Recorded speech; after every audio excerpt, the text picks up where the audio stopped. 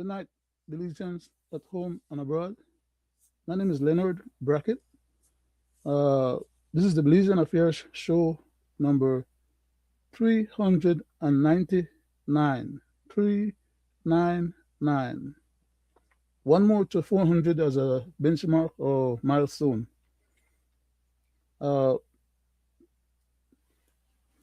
Tonight being Wednesday, our chairman is not currently available to us yet, so I'll just fill in the front part of the program uh, as temporary chairman until he's available. And I'll just go ahead and do the preliminary of the program. The preliminaries of the program, as I would like to say, that is to say a short prayer, after which I'll do a short reading. And then if the chairman is not available, then I'll just proceed to fill in a special program for the night. So I'll just go ahead and bow my head for a minute. Divine loving Father, we thank thee for this privilege to come before thy presence once more. We thank thee for the privilege and the opportunity that God has given us of life, first and foremost, and also to be able to still be among our family members, friends, and loved ones.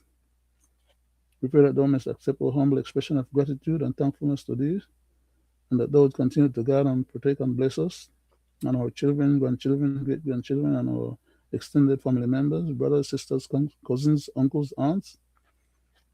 We pray that thou mayest bless our country of Belize, its people and leadership, as well as this country of the United States, its people and leadership as well.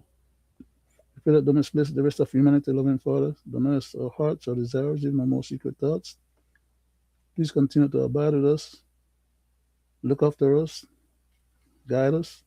Whatever we have to say tonight on this particular program, may it accrue to thy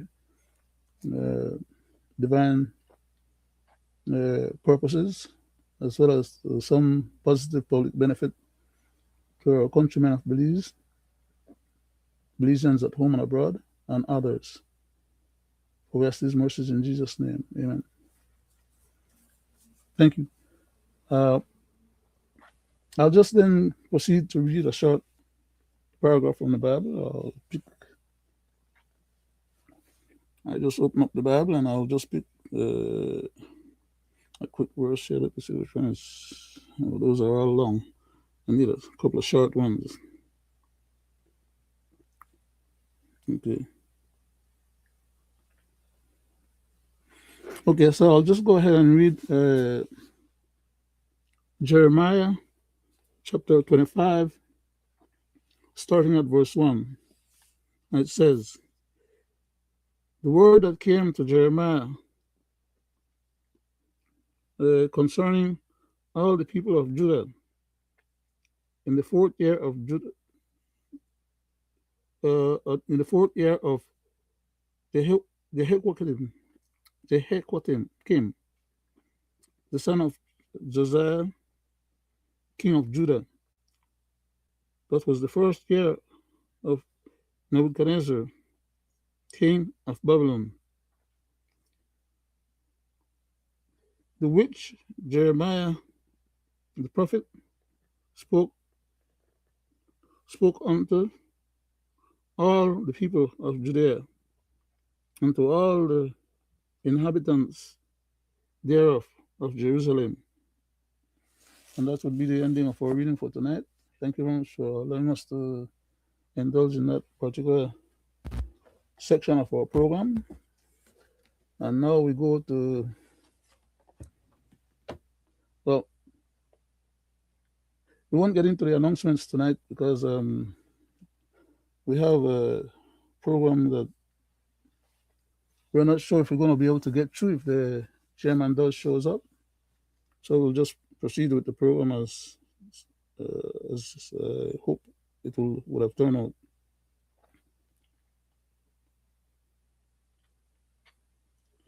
out. I have an article here that I would like to read, and it is dated May 2nd of 2023. The following comments were made by Leonard Brackett, that being myself, To Mr. Hillman Haylock, as a retort to Mr. Haylock's Facebook posted article on Belizean Creole status in Belize.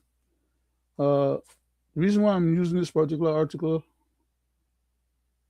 is because I recently had the occasion to reply or respond to a commentary that this gentleman here, Mr. Hillman Haylock, daughter, had made. That is that Mr. Hillman Haylock, while he was alive, uh, as a okay, just before he died, we had a back and forth between myself and him about something that he had written, and I was commending him for having written it.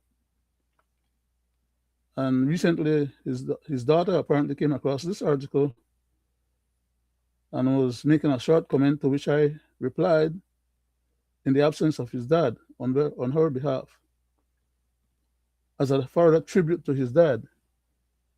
To his dad, I'm saying his, to her dad. And the young lady's name is Carolyn Rose Haylock, daughter of Mr. Hillman Haylock and Miss Rose Haylock. So the article, like I said, was originally written in May 2nd of 2023. And the title of the article was Belize Creole Status Existential Reality. I proceeded to say to my dear esteemed friend, distinguished Mr. Hillman Haylock, my dear esteemed, learned patriot, venerable brother, and blood-sworn vanguard of Belize and USA, who was also a civil rights advocate, a human rights advocate, and a humanitarian himself. I proceeded to say to Mr. Haylock, thank you, sir, for penning this enlightening, insightful observation of truth and facts, which is happening in our faith and our space in Belize. As some people in Belize remain docile and complicit and indifferent to our Creole Belizeans' right.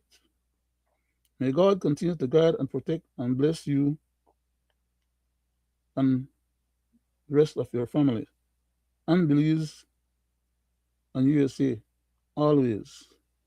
And that was the ending of that particular statement to Mr.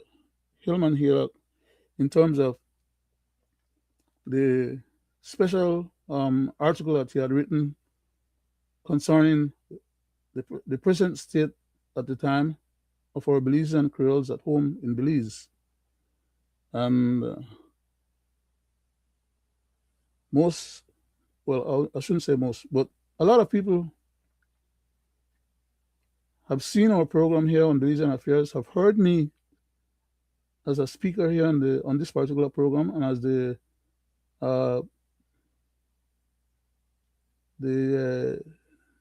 responsible entity for the program. But a lot of people have no idea whence I came or where I came from or how I got to where I'm at today and why I pursued the vehemence of advocating on behalf of my country and its people the way I do. So during the process of this tonight's program, I'll be making reference to Mr. Hillman Haylock and his daughter, and to see that I'm not the only person like myself. In other words,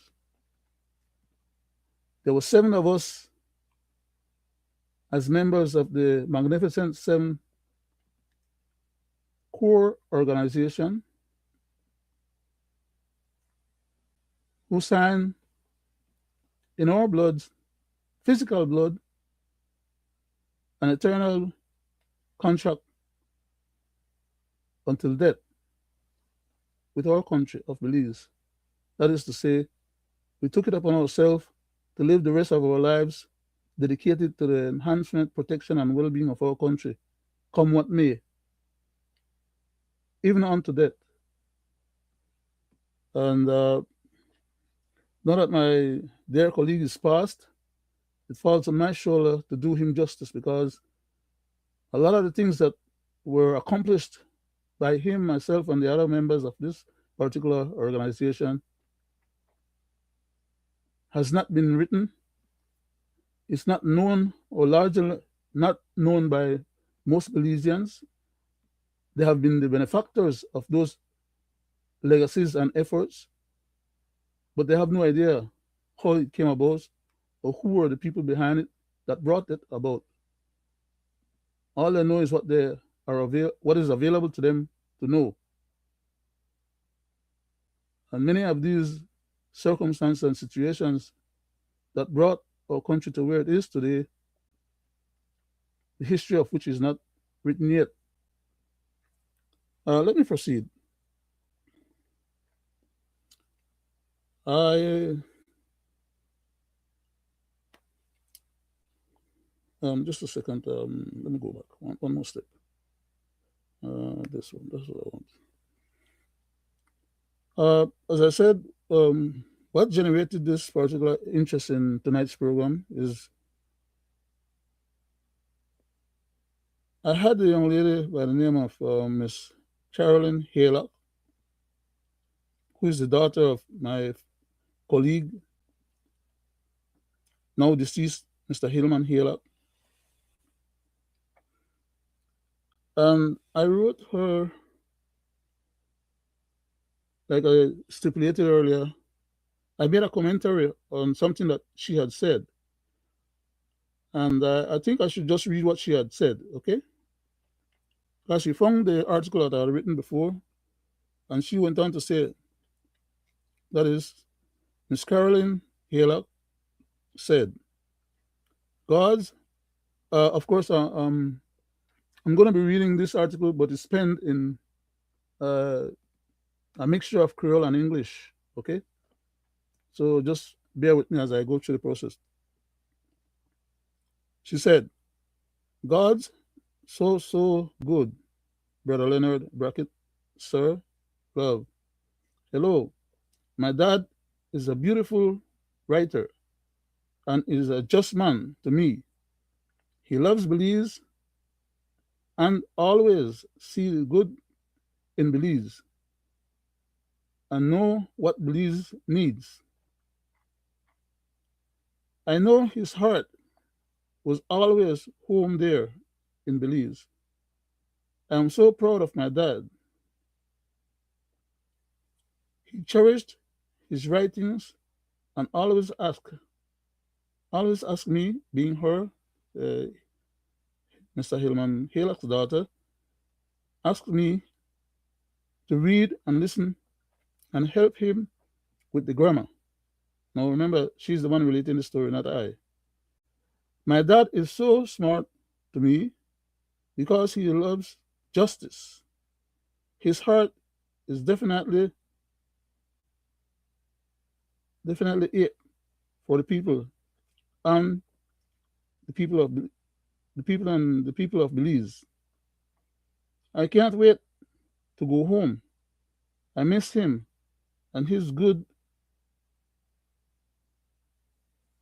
and it's good to know that he has good friends around that supported him and had the same thoughts of Belize and life in general. He believes in the Lord, so he's the richest. God will never frame his, and no one will ever see his children begging for bread. I love you, brother, in the name of Jesus. Thanks for all the love and support you have for my dad. God bless you and your family. I hope to meet you all one day. Signed off, Carolyn Rose Haler. In reply to such a wonderful daughter's tribute to her dad, who at the time that she was writing this, which was a few days ago, like I said, had already passed on and had already left his legacy on behalf of his country of Belize. Good night, Mr. Chairman. Uh, Good night, sir. I was just taking the liberty of doing a short uh, a short what you call it? I'm baffling for the word now. Tribute, basically. I was trying to do a short tribute to one of our venerable vanguards of Belize, of whom not much is known of by Belizeans. So, if you would share me just maybe another 5 or 10 minutes, then we can proceed with the rest of the regular program for tonight, if you don't mind, sir. Proceed, sir. Thank you. So I went on to reply to Hillman's daughter, Miss Carolyn, by writing, I said, the following comments was made by Leonard Brackett and Carolyn Haylock as a tribute to Mr. Hillman Haylock, who is her dad, who was an icon, patriot, and venerable vanguard of Belize, open bracket, now deceased, close bracket. I titled that response or article, A Blood Sworn Vanguard of Belize Gone Too Soon. And then I added some emoji. I went on to say, Carolyn Haylock. I wrote to Mr. Haylock's daughter saying, Carolyn Rose Haylock, my dear esteemed sister, your dad, Mr. Hillman Haylock, was one of my best friends, one of my best esteemed friends. We were like brothers, and he was a blood sworn vanguard of Belize till death, as we all had sworn. He lived his life and fulfilled the purpose of his life, as we had all dedicated in our own blood, as a blood contract with our country, to live our lives to the benefit and advancement and security of our country of Belize. He was an icon patriot, a venerable civil rights activist, and a human rights advocate of Belize. Mr. Hillman Haylock, your dad, was an outstanding operator of the magnificent 7 members of the core organization, a little known organization which contributed significantly to the Belize we now know. May Mr. Hillman's Haylock continue to rest in peace. May God continue to take Hillman's soul into safekeeping until resurrection day to rise in God's glory with the departed faithful. Amen and amen. And that was my reply to her in consolation as well as veneration of her dad, my colleagues, my colleague, and someone who had contributed significantly to what we now know as Belize.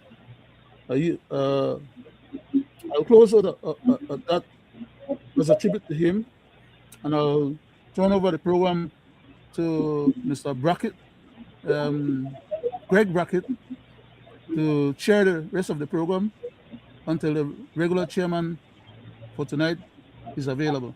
I yield, Mr. Chairman. Thank you, Mr. Brackett. Good night to you, the people at home and abroad. Good night, sir. Thanking you for tuning in to this 399 episode of Belizean of Yes, tonight, Mr. Brackett, I want to play a tape. These incidents keep happening in Belize, and I think the authorities need to do something drastically about it before the people of Belize start to take matters in their own hands. Here is the video.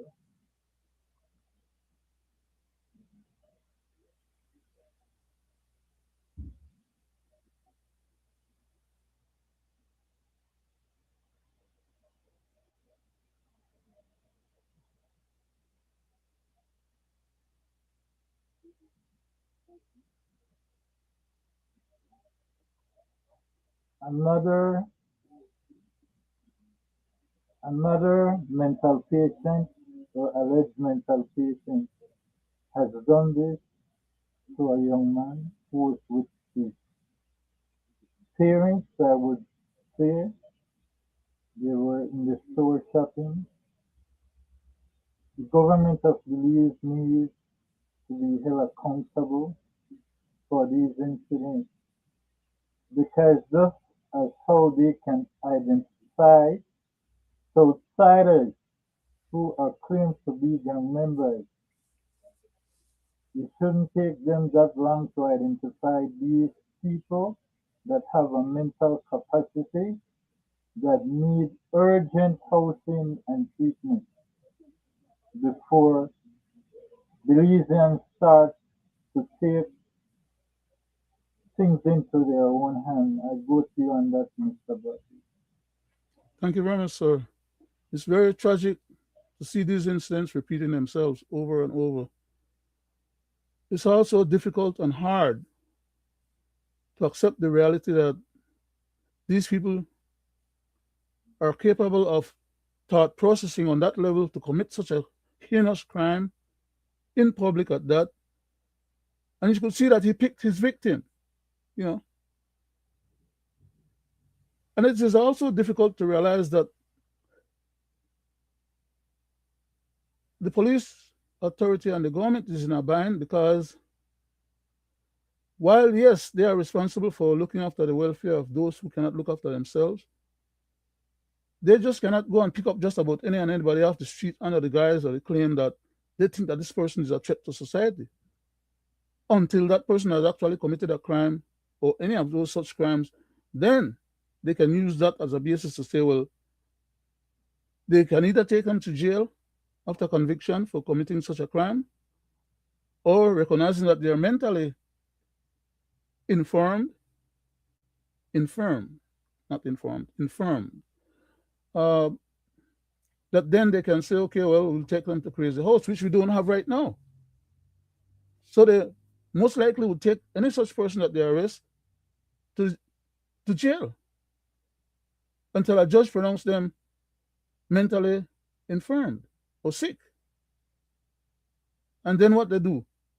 Like I said, long time ago, we spoke about this issue the last instant that this situation occurred.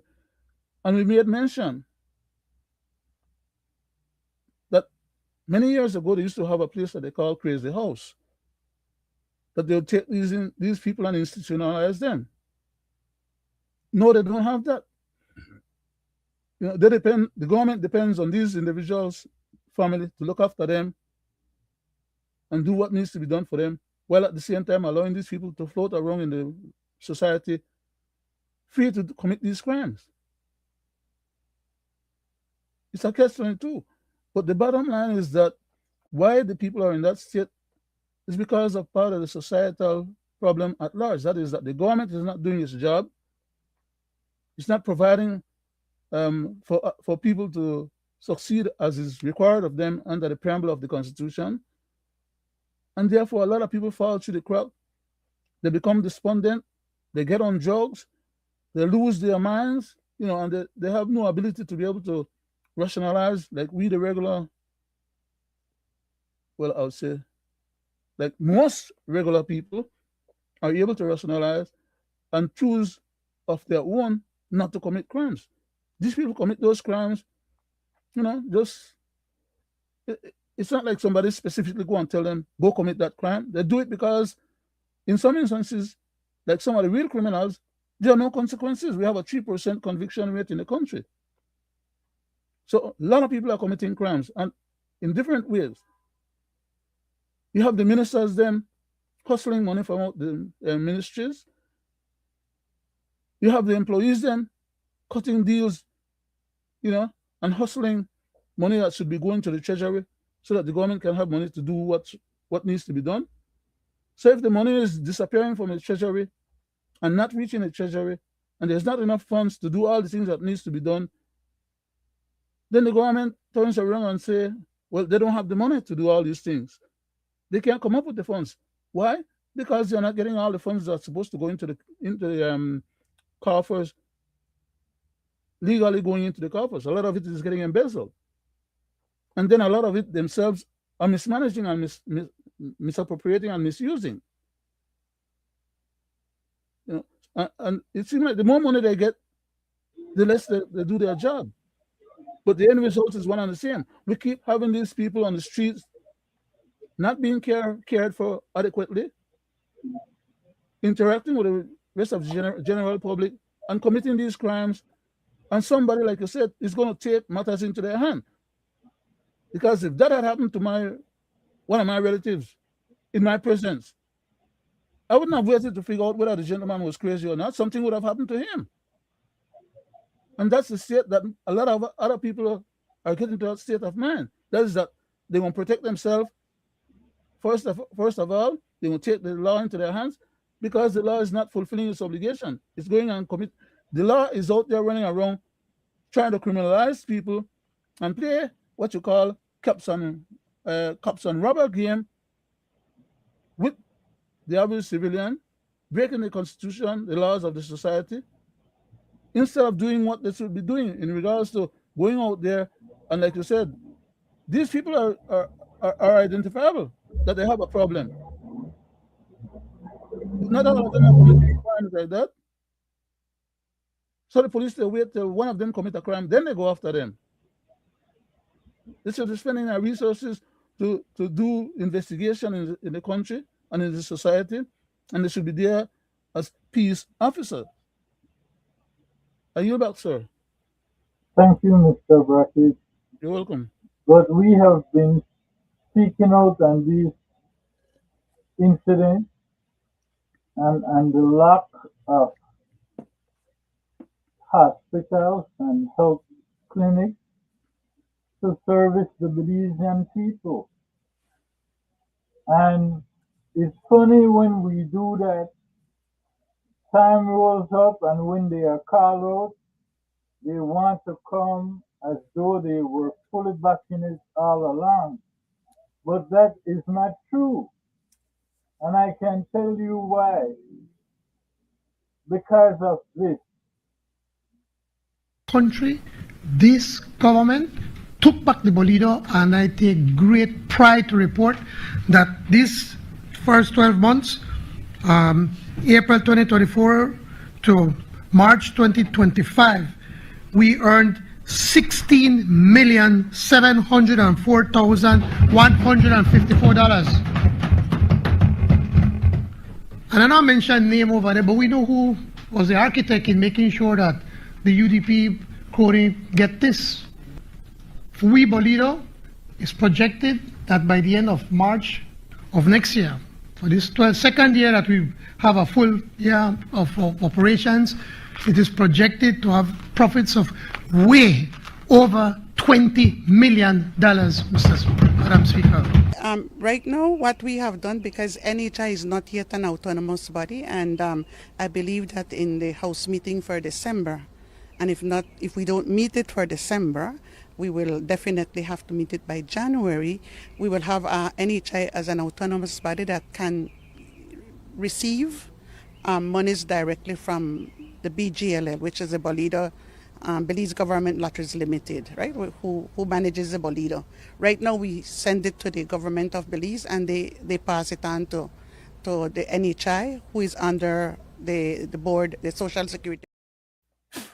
Now, Mr. Brackett, you hear what they have been saying when they took over the Bolido. Yes, sir. And we have been seeking out and health facilities and these mental patients who have no adequate housing and people who go to these clinics. Some people died because lack of transportation as ambulance. And now today we are still in this saga. We are still in this saga. Let me hear your comment on that, sir. As regards to what the Prime Minister stipulated, that is that they took back the Bolido and they gave it to their cronies instead of the cronies of the other party who had given it to their own cronies. And the Prime Minister is alleging that they have made a lot more money than what they were getting before. My question would be, and where is the money going to? The young lady, for example, was saying that they should be getting some money from the Bolido sales, but that they have to, instead of getting it directly from the Bolido group, which is a statutory body again, by the way, which is being run like a private business again, by the way, because this is how these jackals roll. Okay, they do institutional organizations under the guise of statutory bodies belonging to the government and people of the country who should be profiting, and then they turn around and they privatize the running of those institutions by individuals who have the idea that they're running their own affairs the way they want it, doing what they want. And supposedly, according to the young lady, her group was supposed to get some money directly from the Bolido group, which is not the way it's supposed to be done. Of course, she might not know that because she don't understand the process, procedures, and protocols of governance.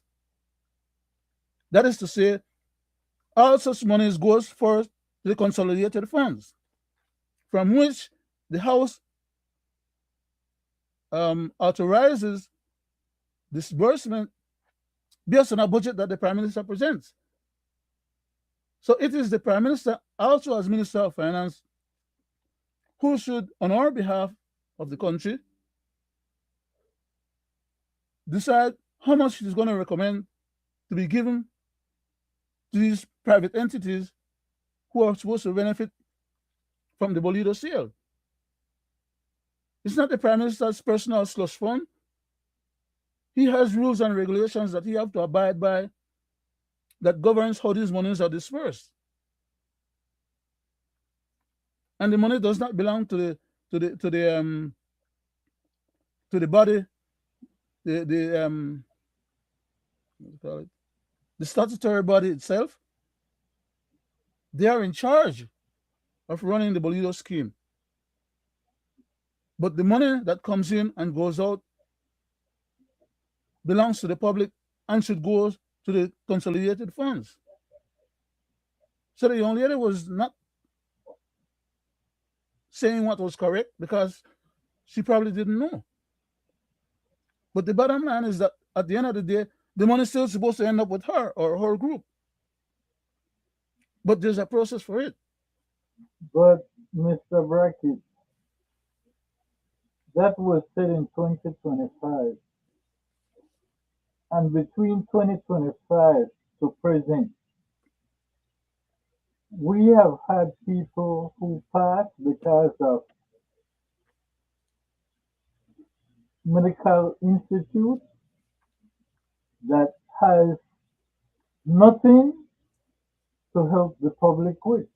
They're not getting the government support.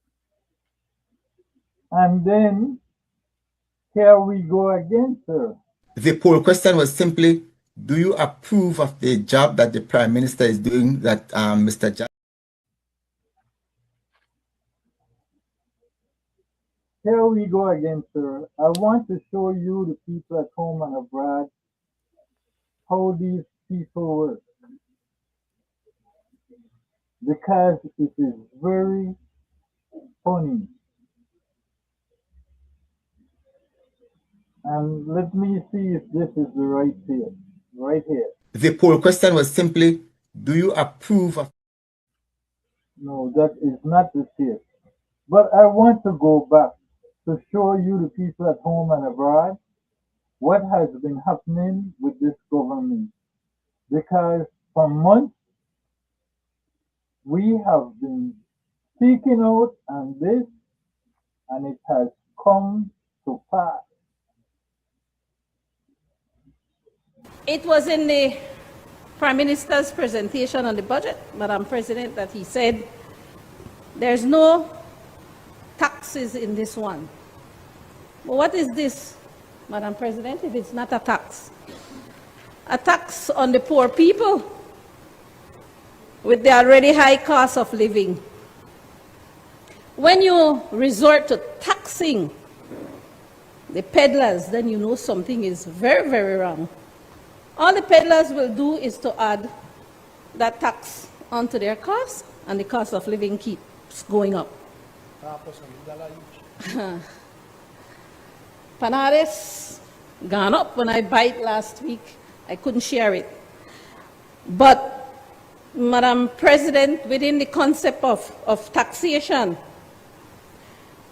it is always there where some levels of exemptions are provided, some categories.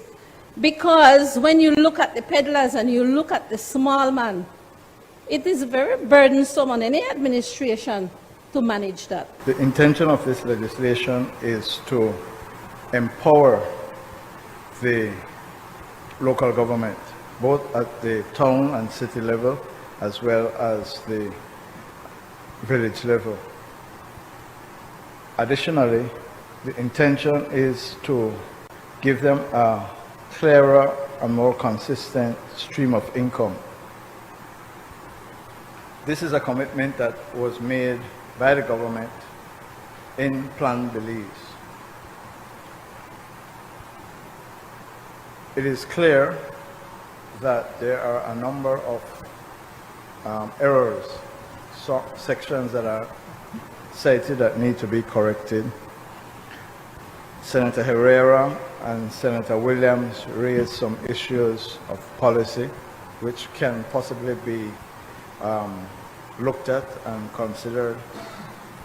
And therefore, Madam President, we on this side have agreed that the bill should remain in committee for consideration and possibly amendment.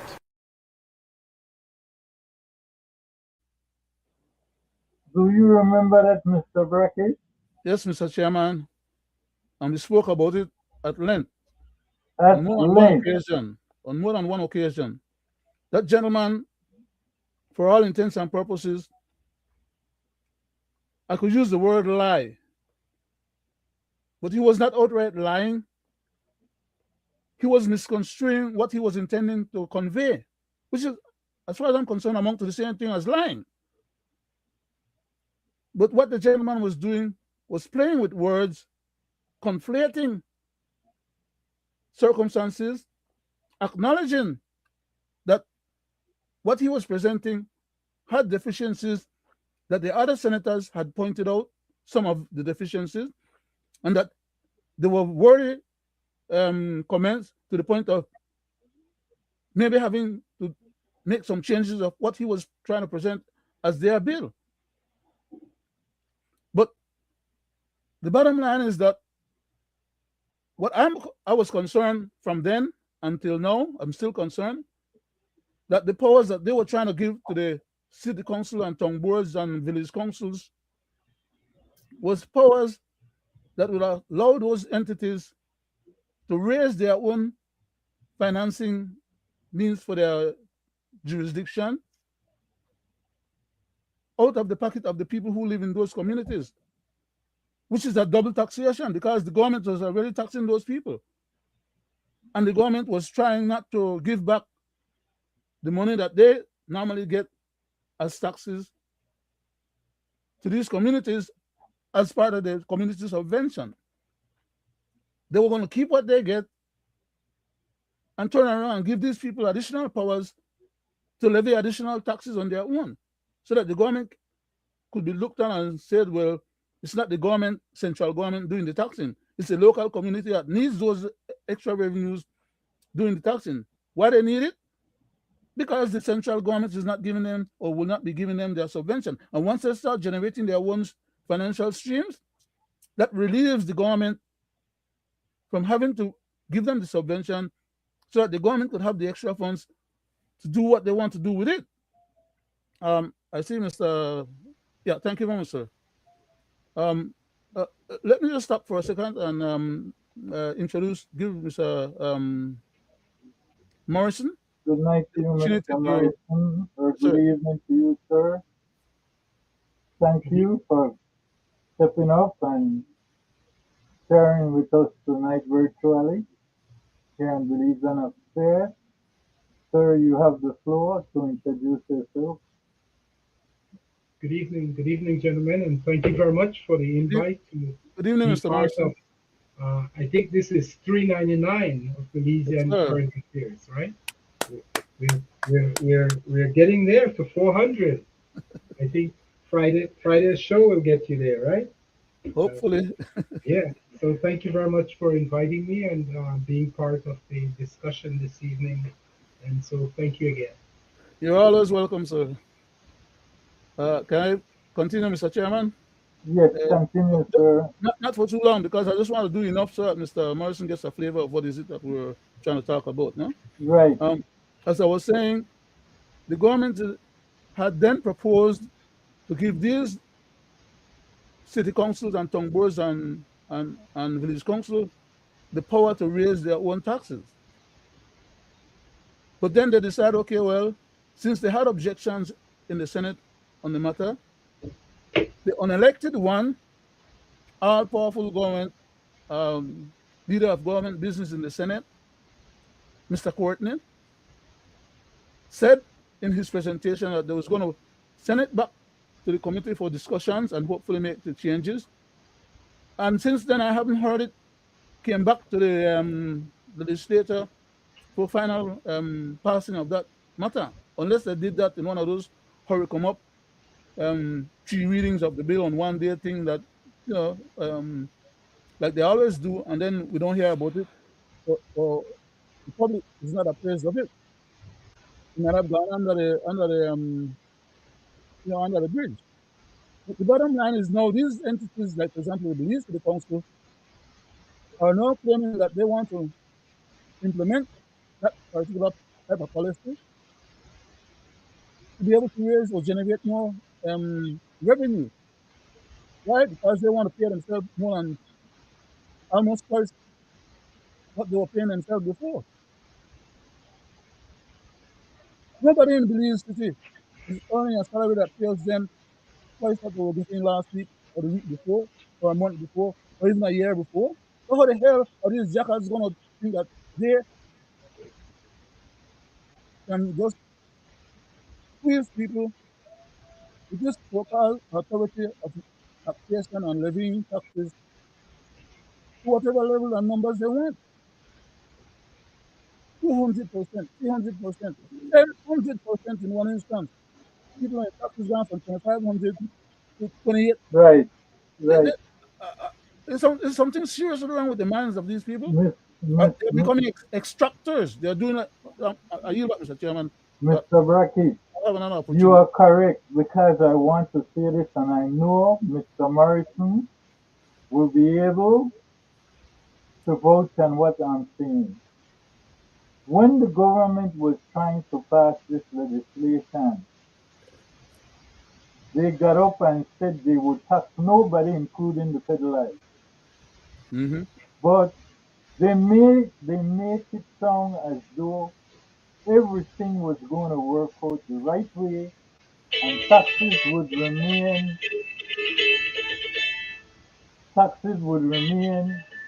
as is. But they always lie. We here in Belizean affair, I was pointing it out. Because anybody that knows about taxes know The trickery in it is this. Once the legislation is passed, the taxes will raise, whether you like it or not, because the raise will come with the new legislation. So you will move from old to new. And this is what is happening to people. They are caught up in it. And this is where we are at. So when they said it was not going to raise, they Lying. They were actually lying. lie on that. I go Yeah. to you, Mr. Morrison, before I go Okay. to the next case. Because Okay. when I go to the case, you will see how obnoxious these people are. Go ahead, Mr. Morrison. Okay. Thank you very much. Thank you very much. I think there are a number of problem issues with this approach that the local city councils are taking. I believe that this bill that was introduced in the House was some previous um, rendition of the House sitting. It wasn't in the. It wasn't in this last House meeting. In terms of it was, it occurred sometime last year or earlier that this bill was introduced. I don't think it was in this current sitting of the House. But And so, I don't recall it having been finally passed. Is my is no, no, no, my no, no. I'm saying when having it was finally passed? introduced, Huh? Mr. Brackett, I said Yes, when sir. it was Yes, sir. introduced I in the understand you. House, I heard you. it was in a previous House sitting, Mm-hmm. not in this current session of Yes, the sir. of Yes, sir. Parliament. So I believe that because it was not dealt with in that in that not sitting, but in that previous meeting of Parliament, how would I say, session, in that previous session of Parliament, that it would be void in until it's reintroduced by the House and then brought to the Senate and then acted upon. So I think Preemptive. it's a Preemptive. non-existing bill at all as far as how it The should be law. dealt with. It is not valid.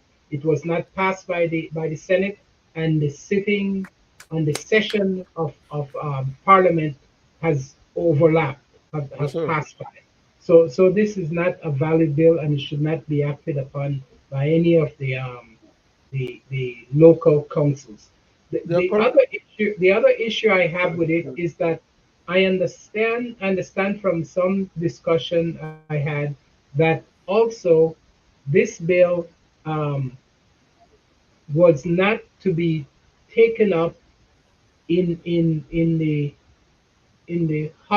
house as it's currently structured. So Mm-hmm.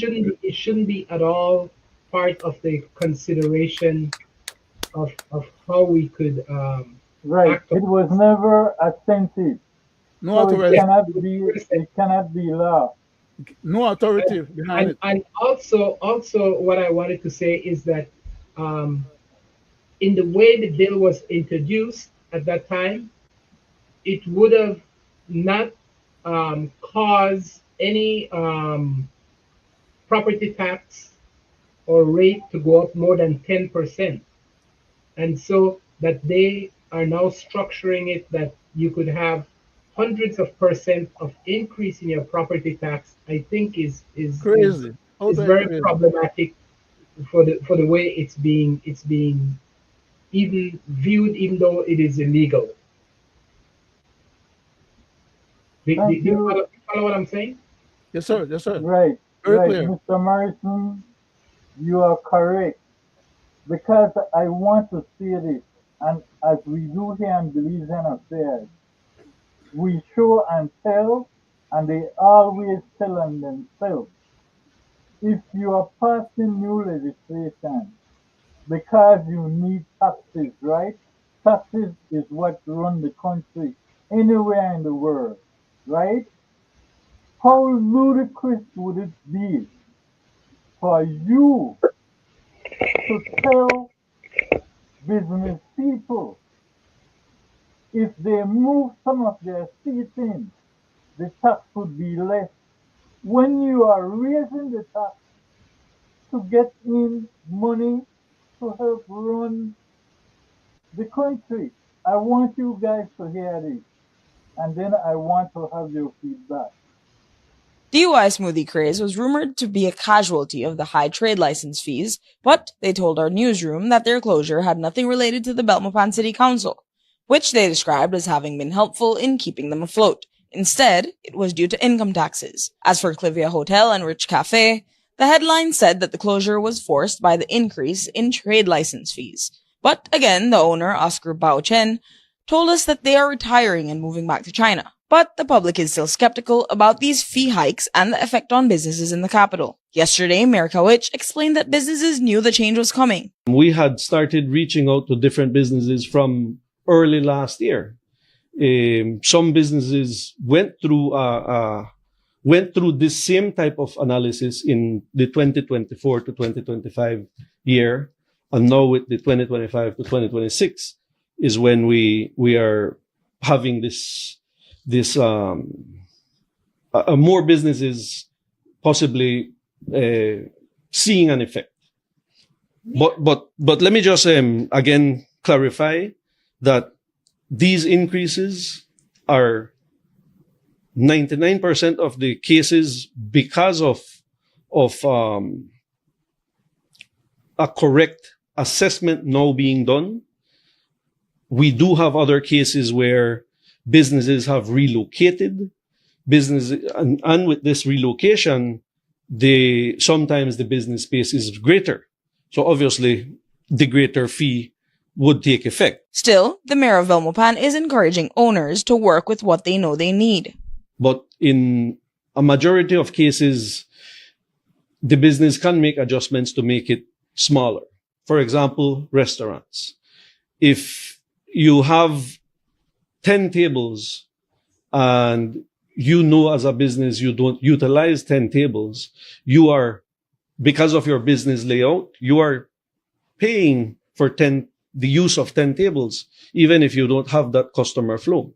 So what we've tried to do is to ask businesses to try and make adjustments based on those things. So if, let's say, and this is hypothetical, let's say you only manage to fill 4 or 5 tables on a daily basis.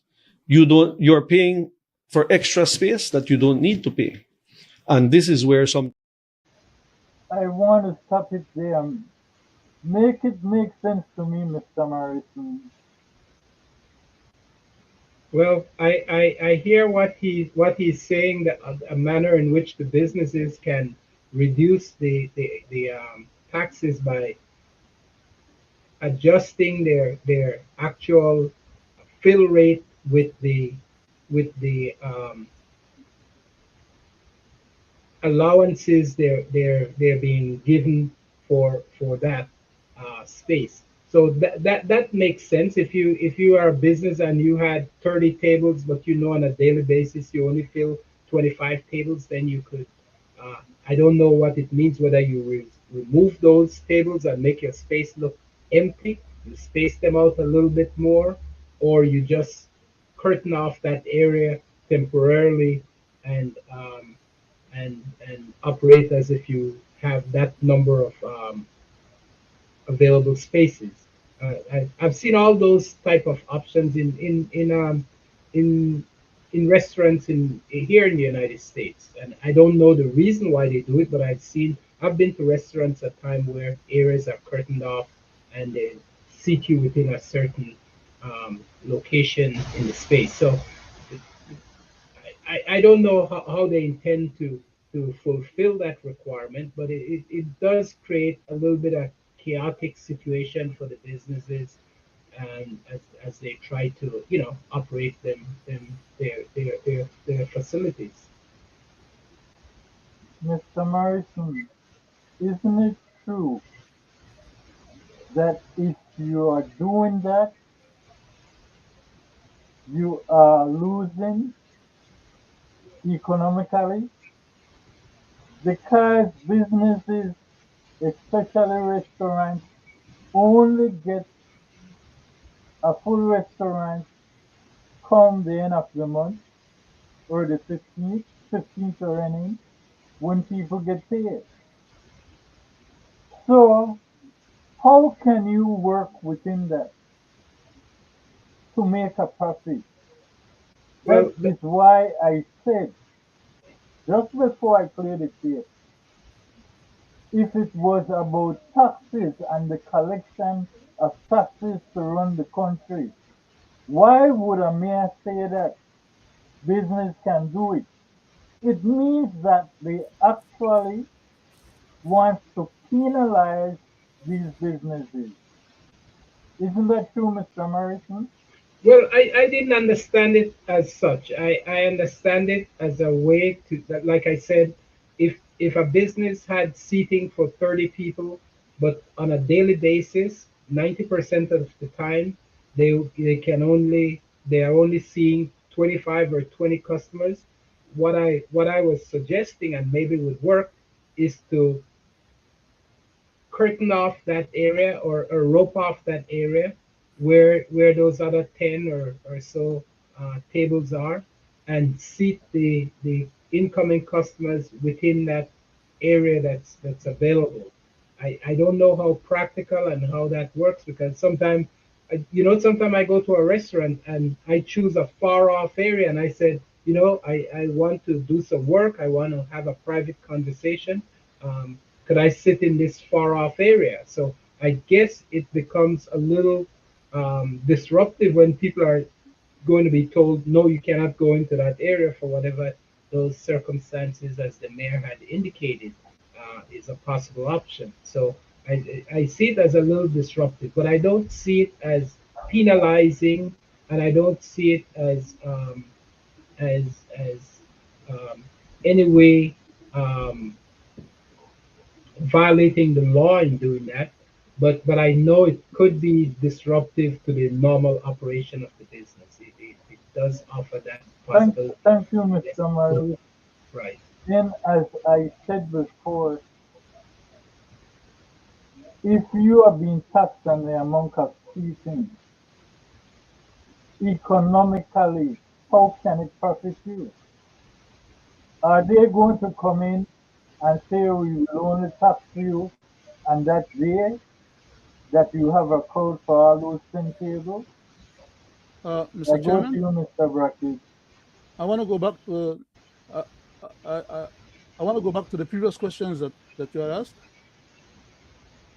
The issue of them, or in particular, what the mayor had been saying is about justifying their honorousness. Okay, that is to say, they're overcharging people in the first place per square footage for the area that the people want to use for their business, and that is an abuse of those people's fundamental rights to conduct business. You cannot tell the business person how to run his business. That's illegal, unconstitutional, and unethical, and a lack of business sense. What you can do is you have a standard amount that you charge per footage, yes, but not an onerous number, which is what the problem is. They want to raise as much funds as they can, and they're going to talk a nice talk to say, well, if you can't pull up the whole of your business, why have a big business then? If you only get 10% of the people that come in your place during the regular week, and on the weekend or per day, you get 90 or 100%, then how you going to get that 90 or 100% when you get your biggest amount of revenues if you have to have a smaller size place in order to be taxed at the high tax rate that they're having for a smaller size place? Only what you can afford then, because you're not doing full business 24/7 or on a regular basis every time without payroll there coming about. The problem is that they at the taxation department need to be sensitized to the reality that they're not doing a favor to the business people when they help these business people to become viable and stay in a business rather than run them out of business. Okay? Because if you overcharge, like what some of the people in the state, like the big, especially the big businesses, then when the big business people in talk, then listen. When the small, medium-sized business and talk, they just glaze over them like, well, it's no big deal, tough luck. That's not the way how you as a government should be governing. Anybody that have government authority to govern over people shouldn't be taking advantage of the people, because the people are not just slaves working for the government or to make money for the government. You have to pay so much to set up your business. You have to pay so much to get your materials to do your business. You have to pay so much for your employees, use them for their salary. You have to pay so much for their social security. You have to pay for all different kind of stuff, transportation. Everything is going up. And at the end of the year, you still have to go on, you have to pay for your property taxes, or you have to pay for the rental, or you have to pay for PG&E. I mean, telephone, you have to pay for water, you have to pay for light bill. All these different expenses that a business go through. And at the end of the day, depending on the profit that they make, government still want to take 50% of their profit. What kind of, I don't want to say the wrong thing. It's crazy what these idiots are doing, okay? And all they are doing is suffocating. They're hustling and fattening their pocket, doubling up their salary. Well, and it's, I can't say what I say. I gotta Mr. Brackett, thank you, because what this all boils down to crazy is past and present government giving away concessions to foreign investors and penalizing the local businesses in this That's country. it right there. That's it right there. That is what is happening here. So they have to squeeze the people to get the money where they give away concessions on. That's what's going on. Why? Because they get only something on the side from those people. They ingratiate themselves with those people. They go and collect only money for political campaigning. And that, that's what it's all about. The hell with this small man. It's happening, sir. And I will tell you why. If it was not happening, as we are speaking about it, BPOs would never have been labeled as essential service in Belize. Exactly, sir. I go to the next step, Mr. Brackett, and people at home and abroad, because we must come back to this. Mr. Morrison and Mr. Brackett, you are the guys who was talking about figures within this BTL acquisition. And tonight, we want to finish this program to get to the end of this. I go to the first phase. Throughout all the talk of acquisition, SpeedNet Smart has never discussed its gross earnings or its profitability. And at his 1-hour press conference on January 9th, BTL's chairman did not do so either. But the PUP Northern Caucus in its February 1st release suggested that the company's annual earnings are $40 million and that they would go straight to BTL if acquired. It says, quote, the financial analysis presented to the caucus indicated that the revenues are projected to increase from approximately $167 million to $207 million following the consolidation. And on Friday, a senior member of the PUP Western Caucus and much followed Facebook poster said he had gotten a presentation from BTL on the SpeedNet acquisition where he learned, quote, SpeedNet generates about $40 million in cash every year. This will be taken over immediately by BTL. Over $30 million will be in profit. So those are the numbers being put out to or by the PUP caucuses. But a former BTL senior manager who resigned in September of last year says the figures she knows are very different.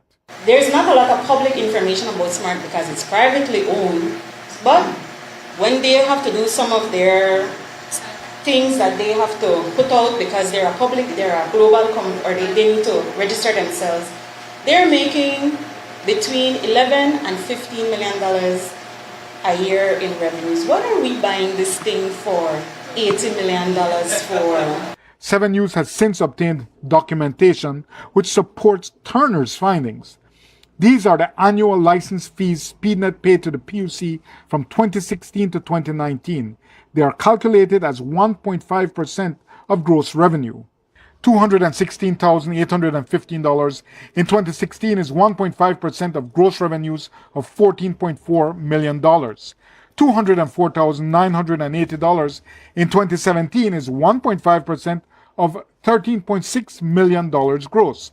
$232,824 in 2018 is 1.5% of $15.5 million gross.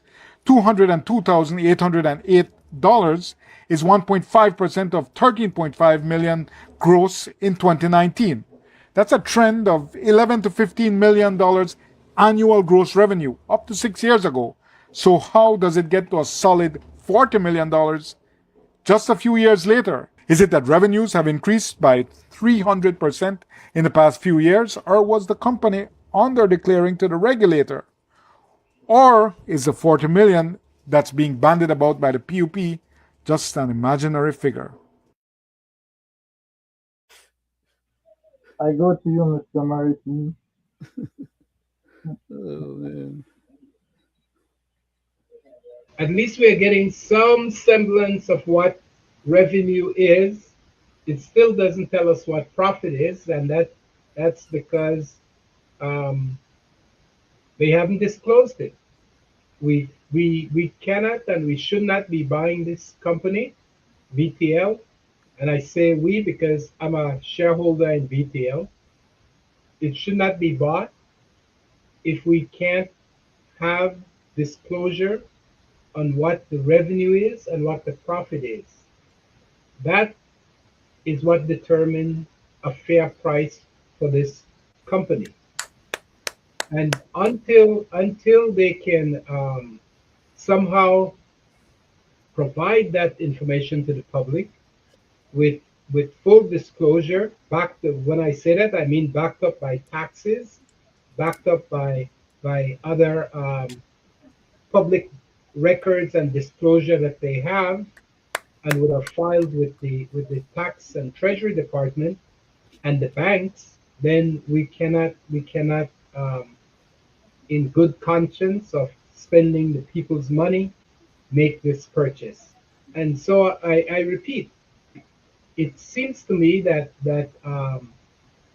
this is just a quick sale that they're doing, and it's being pushed by the and it's being pushed by the CEO of the BTL board, and that to me seems that he's not serving his fiduciary responsibility to the stockholders of BTL, and that he has other interests that is motivating him to do what he's doing. And so because of that, I repeat again that he should not only recuse himself from being part of the decision makers, but he should in fact resign from the board of BTL because he's not serving the just interests of the people of the stockholders of BTL. Thank you, Mr. Morrison. You're 100% right. I go to you, Mr. Brackett. Thank you very much, Mr. Morrison, for such presentation just now, sir. And thank you, Mr. Chairman, for the privilege to participate again in tonight's program.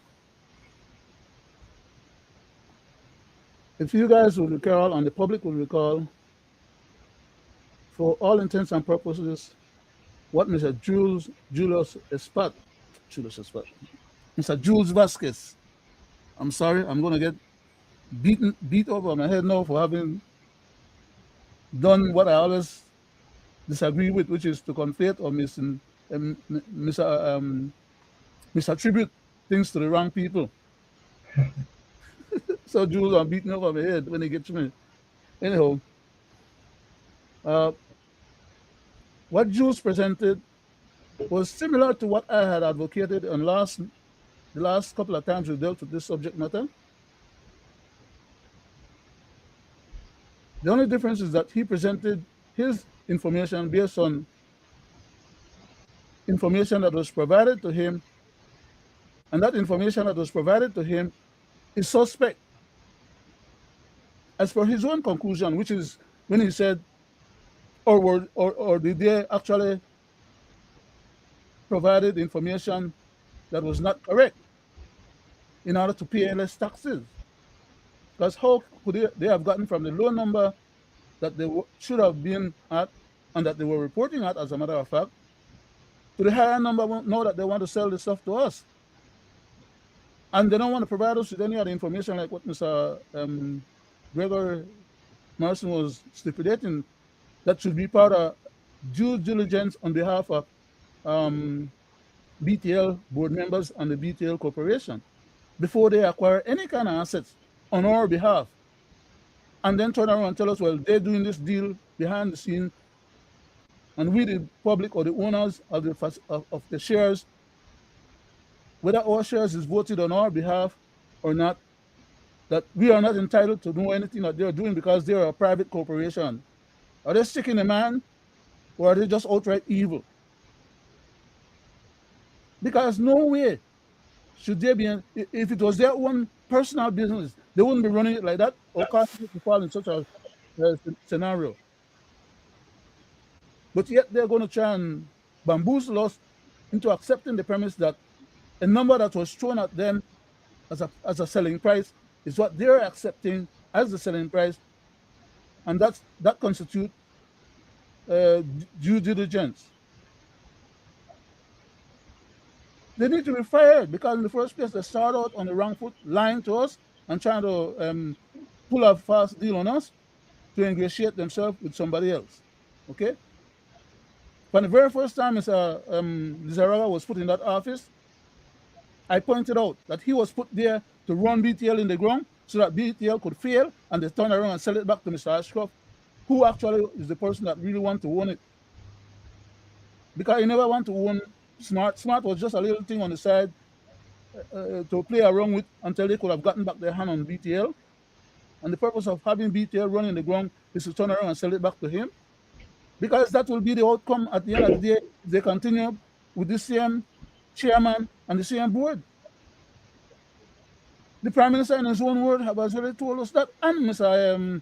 Chairman of the board, Lizarraga, has already told us like that. It's flatlining. BTL is not what it was 2-3 years ago. And if they don't acquire this asset according to them, even though they already have duplication, they will buy another company that has duplication in that company as well. Unless they acquire these old dinosaurs, they're flatlining. I could tell you no, based on what I know as an electrical and electronic engineer. From 1970 till today date, which is how many years, sir? Approximately 50 odd, almost 60 years. Okay? 50 odd years, almost 60. I've been in the industry. And before that, I used to teach it at technical.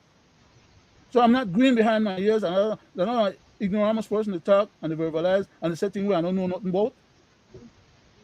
I've done that for companies that have billions of dollars at stake here in America. So I know what the hell I'm talking about. And I work on billion-dollar projects. So I understand economics, I understand money. When they let BTL fail at the end of the day, they will be walking away with no consequences to be had. Because none of them will go to jail for doing what they're attempting to do, which is to rob money out of the coffers of the central government, because the profit that should be going to central government right now, when BTL should be profitable, is not going and will not be going. Why? Because that same profit is what they're expecting according to the sellers to give them $10 million up front, and then every year give them for 4 years the rest of the $80 million. Well, it will be $70 million balance. So you'll have 70 divided by 4 for 4 years. That's what they will be getting, and they will, according to the agreement as in black and white, that should be coming not out of BTL pocket directly, but out of the profits that BTL would be making. So if we profit and go to smart people, and in the next 5 years, when we don't pay them off 4 or 5 years, and the thing don't work nothing, and we can't make no profit, and we're not even viable as a business anymore, that then we're supposed to sit down and suck for we finger and try to figure out what we're going to do with it, other than sell it back to Mr. Ashcroft for a few pennies on the dollar. Are these idiots crazy or something, or they think we're stupid? I yield back, Mr. Chairman. Thank you, Mr. Brackett. Gentlemen, I said something on this show, and now we are beginning to see that what I have said is coming to pass. And I will tell you why, people at home and abroad. If this is true, that their yearly earning is between 11 and 15 million, right? and they have placed it to 40 million a year. Did you remember when I spoke about what the, the foreign financial analysis had said the long-term goal would be? In order to get it up to that 40 million, you would have to have taken over all the rural areas to double it up. So now we know, based on what was said, 11 to 15 million, this is why the conversation might have came about Starlink or any of those such corporations to be only in rural areas. Mr. Chairman. And this is why it was also said, mentioned in the House, as the Prime Minister said. Sorry. So this is how they intend to double the money. Mr. Chairman, it can't happen, sir. If they are only making 11 million right now, by taking the all the big major centers of population in and providing services to them, how the devils are they going to quadruple their amount of services and as well profit by taking in the areas in the districts? There's not enough population in those areas that need the service, sir. We have to know when they lie away, and we have to be able to see through the lies. Those numbers don't add up. I am not going to try to sit and argue that. Yes, but they're lying to us, and we got to know when they're lying. No, I'm not going to go by that. I'm simply stating that if they take over the rural areas, they can make 30 million a year. They cannot, sir, they cannot. If they are making 11 right now with all the mass population of the country, in this, in Belize, in Corozal town, in Orange Walk town, in all the different towns, and all the villages, the big villages and put together, because they have facility right now in all of the big villages. How the devils are they going to include the rest of the country?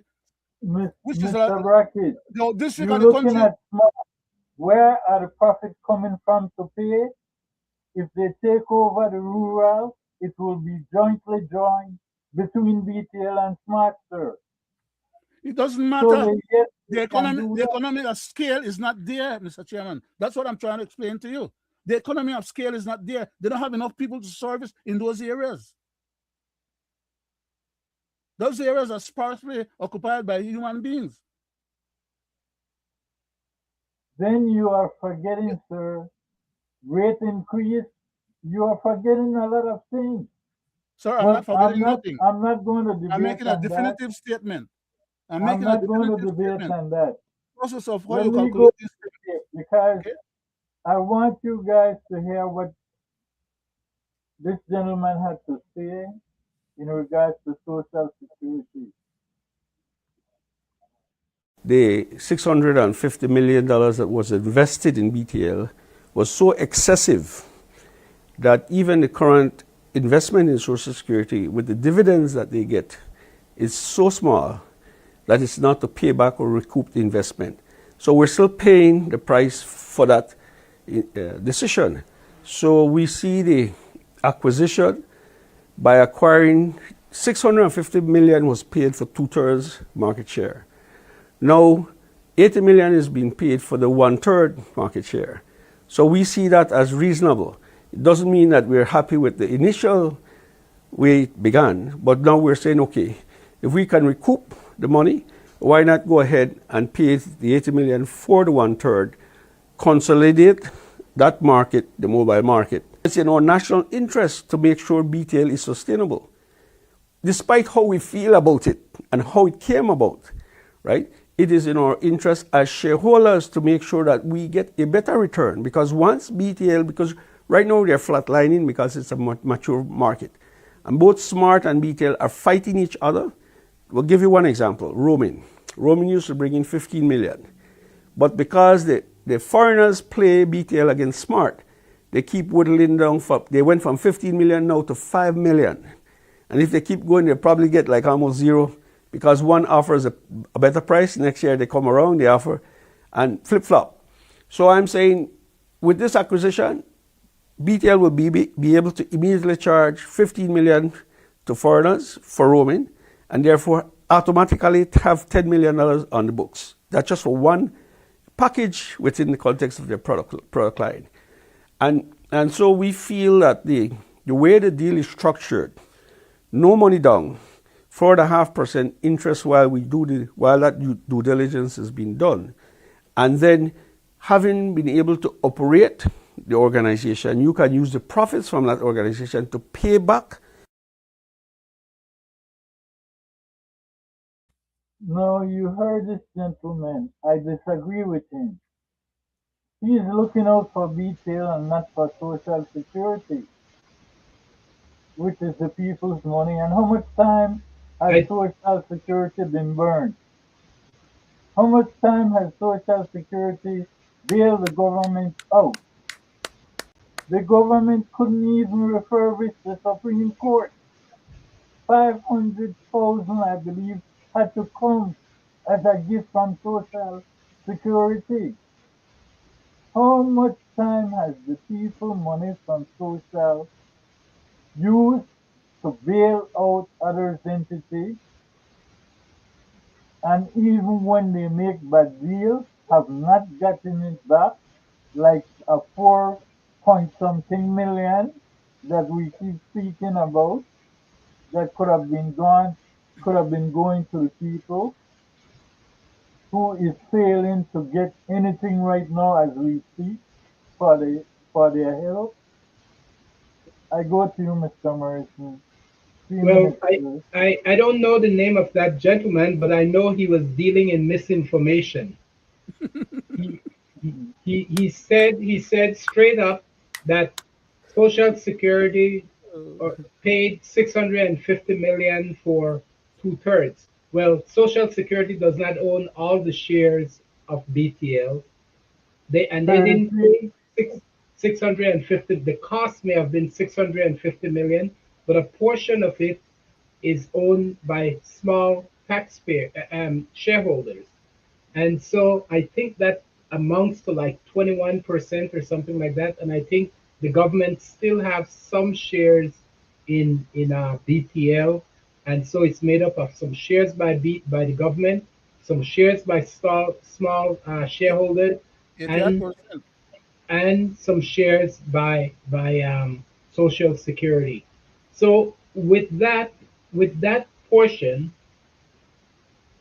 of outstanding shares and equity, which is valued right now at $650 million, and then to throw in the next 80 million and own the whole thing doesn't make sense in the way he's kind of putting the math together, that you will now be able to get all the roaming and all that type of stuff. I think his interest is looking, his eyes is looking in the interest of the Brisenia brothers. He's not looking in the interest of stockholders. He's not looking in the interest of the people of Belize, and he's not looking in the interest of Social Security Board. What needs to happen? There need to be a proper evaluation of what the value is of Smart and Telenet, and from that we can determine what would be a proper value for those outstanding shares. Yes, BPL would benefit from consolidating and operating that entire marketplace of telecommunication within the country. And while I know there's some disagreement as whether we should have a monopoly or not, I think if the government was to go about and change the necessary laws to make sure it is done legally and constitutionally, and that the PUC was then to come in and do their proper role, which is limited. Their role is to regulate and to set rates and to make sure that BTL is respecting its customers, it's not overcharging them, and that it is providing the required service. But they have no other function and role at PUC. They do not, their other role may be voicing some comments, but in no way whether an acquisition under the current constitution is legal. But beyond that, they have no other role in terms of how this issue gets managed and dealt with through the constitution and through the laws of the country. That's it. I go to you, Mr. Walker. I'd like to maybe repeat myself again, okay? The issue that we have is the issue of the acquisition of assets that is going to be outdated not too long from now, first and foremost.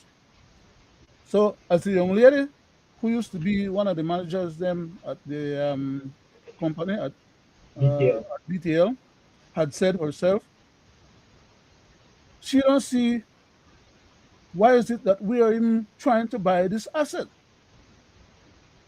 And I have been saying that for the longest time. Why are we buying an asset that we know is going to be obsolete and be a baggage to us in a not too distant future?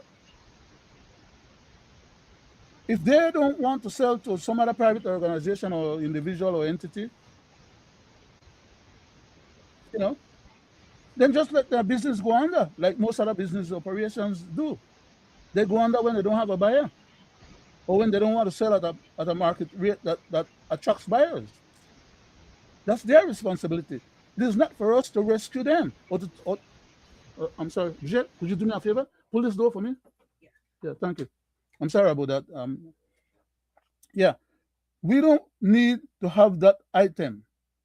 The money that we will be spending within now and the next 4 years to acquire and finish pay off that item, we can spend that 80 million in upgrading our current system so that we can be better off going forward. Not that we will be in the best position just by spending that $80 million, because when Starlink or Blue Horizon or any of the other European or English or foreign companies or Chinese companies come and want to do business with us, we will have to find a way to, under international law, facilitate them. And if they're going to bring technology that is far advanced compared to what we have, then we will be the aggrieved child in the corner that don't have our own technology to compete with the foreign entities. So why don't we save the money, save the heartbreak, make Belizean internal? In fact, Belizean could sell their property. Mr. Ashcroft and Belizean could get bought out, The Northern Caucasus seem to have a very good interest in it. Why don't they pool their resources together and buy it out? Why do they have to come to us, the Belizean public, and pretend that because we're not supposed to know what the hell they're talking about or what kind of deal they're trying to swing, or we're not supposed to understand, we are not in their circles or whatever, So they don't come and tell us one bamboozling stuff, lie to us, and then at the end of the day, when Mr. Bacon retires or is not there anymore, he could care less what BTL has to go through, what trials and tribulations they have to go through, or how to survive it. Because he would have already accomplished his objective, what he was put there to do. Flatline the business so that they could turn around and sell it to somebody else. They are giving us these warnings. They are telling us in their own words. This stuff is getting flatlined. The other day, they tell us that it was so good. How the hell it was so good then a couple of years ago, and now it's flatlining?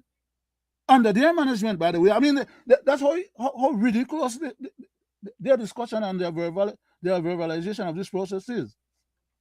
We are supposed to have faith in them that when they first took it over, it was doing so good.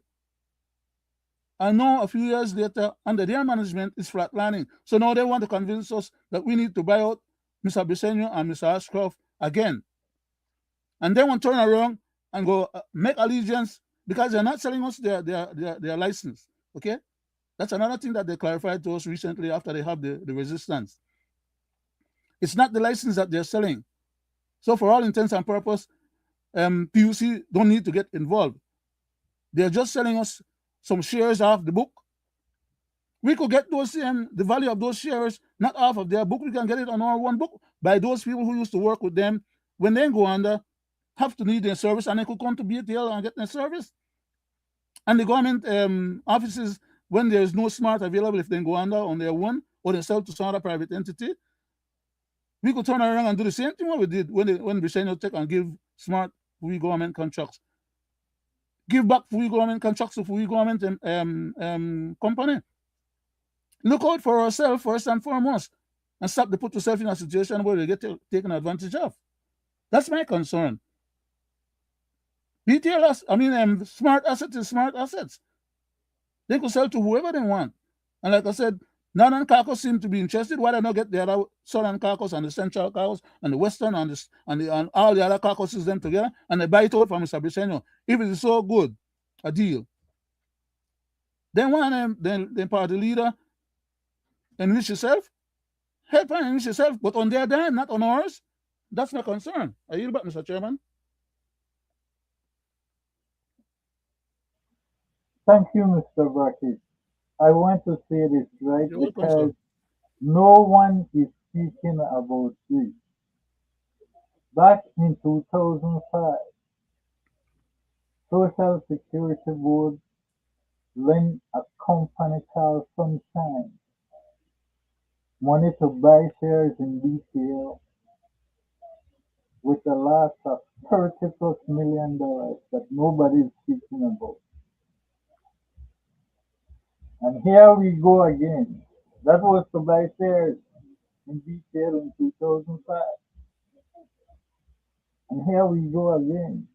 So people must also ask how much money has Social Security Board lost when dealing in bad deals with the government of Belize. So again, I want to stipulate that. With that said, Mr. Brackett, I want to go to you for the closing. Okay, sir. I wish that somehow or another people get wise to really what's happening rather than just take what is being told to us and we try to rationalize it, to the best we can.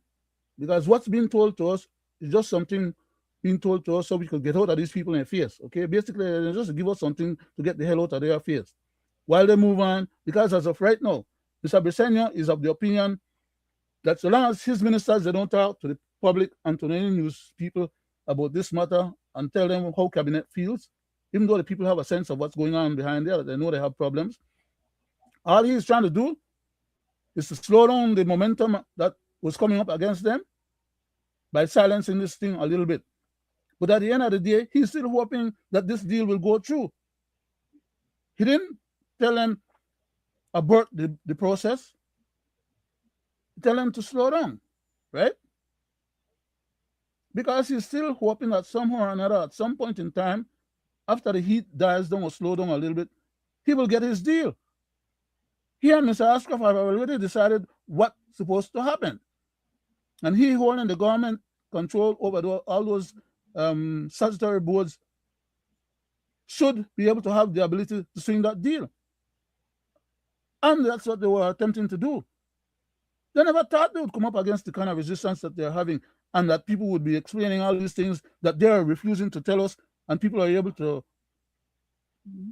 decipher the bits and pieces and come up with the conclusion as to what was really going on. And like I said, if Ms. Chandra Nisbet didn't actually spill the beans and then resign, they would have pulled their deals together and we would have been left with the carcass. Mr. Chairman, I yield back, sir. Thank you. I go to you, Mr. Morrison. And I just want to show the school banner. People need to look up on this because this is what happened back in 2005. Could you verbalize it, sir? Yes, I can. I would appreciate that. Back in 2005, a company called Sunshine Holdings I Limited remember. I borrowed remember. money to buy shares in BTL. And you know what happened? The government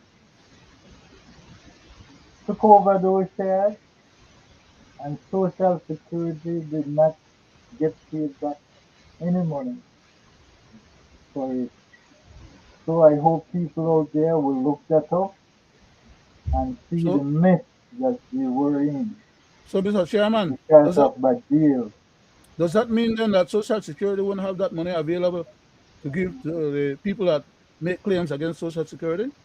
Is that part of the reason why they don't have the cash flow, because the cash is invested and they don't have the cash flow to pay the employees their claims? That's why they deny so much employees claims, or then they reduce some of the claims, or then they ask them to provide information that the Social Security Board is supposed to have on file that the people don't have no files for, or they know, a lot of people, the older folks, they never used to keep no records, such as to be able to have any records available now or any file. All of the information was being done between the employers and the Social Security Board. So the employees don't have that ability to produce those documents. So now they come up with this new process that's the basis on which they are denying some people, and the people can't come up with their records, so therefore they don't have a valid claim. That's onerous again, but I yield back, sir. It's crazy. Thank you, Mr. Brackett, because what happened with this same loan that I'm speaking about, it went all the way to the Caribbean Court of Justice. And there was a ruling that was made. Okay? And here it says the Caribbean Court of Justice ruled that the government could not deduct the loan from the compensation paid to the trust. Social Security did not get back the money for a tune of $30 million. Now here we are again with the people's money, Getting ripped off. looking to put it in another bad deal. That is what we're talking about. Go ahead, Mr. Morrison. Well, I just wanted to add that they keep sort of hinting that purchasing smart, well, BTL purchasing smart will not increase the population of the lease. So if they're flatlining because we don't have a growing population, then purchasing smart is not going to do anything for us.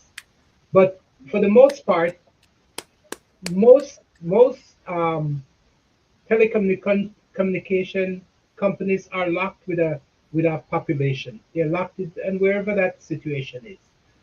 How do they increase revenue? Is by offering different and expanding services. That's And how they higher price. Higher price. That's what they intend to do with us later on. DTL as a monopoly will just raise their prices, and we have to pay whatever they ask for because we need the services and we have no alternative. I want to thank I want to thank you gentlemen for sitting with me tonight virtually. You are highly appreciated. I want to say good night to you, the people at home and abroad, for tuning in. For those of you who will watch our show after we come off the air, kindly remember that our 400 episodes of Belizean Affair will be on this coming Friday night, and we hope that you will tune in to see our program. Again, I want to thank you and have a great night.